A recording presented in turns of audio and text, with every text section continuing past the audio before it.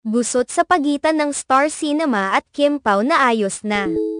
Tila napawi na ang mga alingaw-ngaw ukol sa usaping tungkol sa pelikula ng magka-love team na sina Kim Chiu at Paolo Avellino, na mas kilala sa tawag na Kim Pao. Kamailan lamang, naging trending sa X, dating Twitter, ang pangalan ng Star Cinema at Kim Pao matapos kumalat ang balitang naantala ang pagpapalabas ng kanilang pelikula na pinamagatang My Love Will Make You Disappear. Nang mag-viral ang isyong ito, mas lalong lumakas ang mga haka-haka ng mga netizens na may hindi pagkakaunawaan ang magka-love team kaugnay sa kanilang proyekto sa nasabing movie outfit. Ang mga spekulasyon ay lalo pang pinalakas ng cryptic post na ibinahagi ni Paolo sa X, na nagbigay daan sa mas maraming katanungan ukol sa kanilang relasyon bilang magka-partner sa pelikula. Gayunpaman, nitong nakaraang Lunes 13 ng Enero, nagbigay linaw si Kim sa pamamagitan ng kanyang Instagram stories. Sa isang serye ng mga larawan, makikita si Kim kasama si Paolo at ang buong Star Cinema team. Isang larawan ang nagpakita sa kanila ng masaya at masiglang nagsasalo-salo habang tinitingnan ang camera.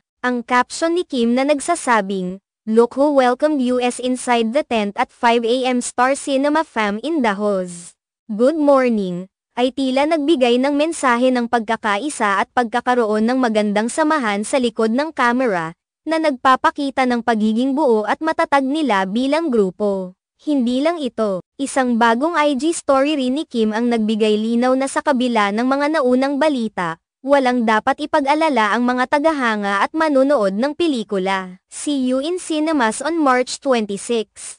Di na kami mag-disappear, aniya, na may kasamang optimism at positibong mensahe ukol sa nalalapit na pagpapalabas ng pelikula. Binanggit din niya ang bagong petsa ng pagpapalabas, na ililipat mula Pebrero patungong Marso, na isang makatawid sa anumang pagdududa o alalahanin ukol sa status ng kanilang proyekto. Sa isang opisyal na pahayag mula sa Star Cinema noong Sabado, 11 ng Enero, ipinaliwanag ng production company na ang pagpapaliban ng release ng pelikula mula Pebrero patungong Marso ay dulot lamang ng mga teknikal na dahilan at hindi dahil sa anumang alitan o hindi pagkakaunawaan sa mga artista.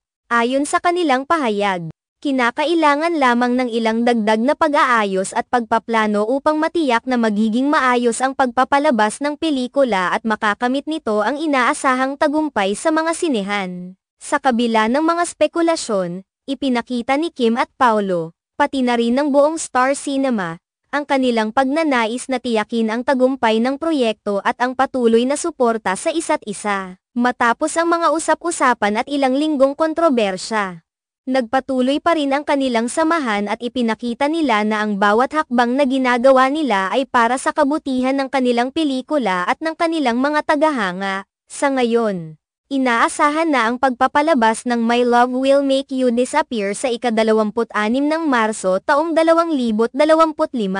At tiyak na magiging isang malaking event para sa mga fans ng Kim Pao at ng mga manonood na naghihintay ng bagong proyekto mula sa Star Cinema. Sa kabila ng lahat ng nangyaring usap-usapan, malinaw na ang pelikula ay patuloy na tapat sa orihinal nitong layunin, ang magbigay ng aliw at kasiyahan sa mga taong sumusubaybay at sumusuporta sa kanilang mga idolo.